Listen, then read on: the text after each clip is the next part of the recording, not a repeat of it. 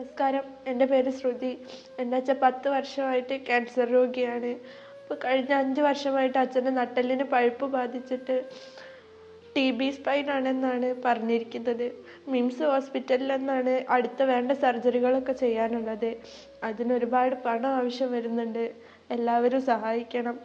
ഞാൻ ITI civil പഠിക്കുകയാണ്. അച്ഛൻ്റെ അസുഖം കാരണം എനിക്ക് തുടർന്ന് പഠിക്കാനോ ഒന്നിനും പൈസ ഒന്നും തികയുന്നില്ല. എല്ലാവരും സഹായിക്കണം. നമസ്കാരം, എൻ്റെ പേര് അജിത.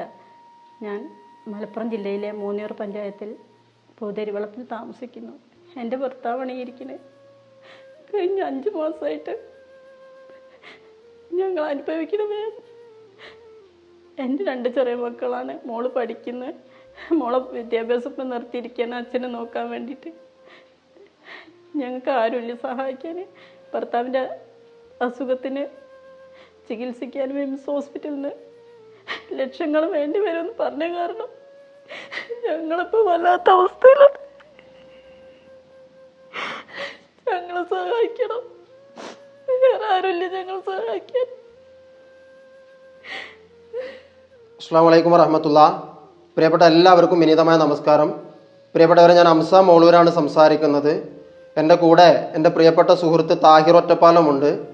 ഞങ്ങൾ രണ്ടുപേരും ഇപ്പോൾ ഉള്ളത് മലപ്പുറം ജില്ലയിലെ ചേളാരി മുന്നിയൂർ പഞ്ചായത്തിൽ 3-ാം വാർഡിൽ താമസിക്കുന്ന ശ്രീധരൻ എന്ന് പറയുന്ന ഈ ഒരു സഹോദരൻ്റെ വീട്ടിലാണ്. പ്രിയപ്പെട്ടവരെ, ഇദ്ദേഹത്തിന് ഏകദേശം 5-6 മാസക്കാലമായി സ്പൈനൽ കോഡിൽ TBക്ക് അസുഖം ബാധിച്ചുകൊണ്ട് എത്രയും പെട്ടെന്ന് കോഴിക്കോട്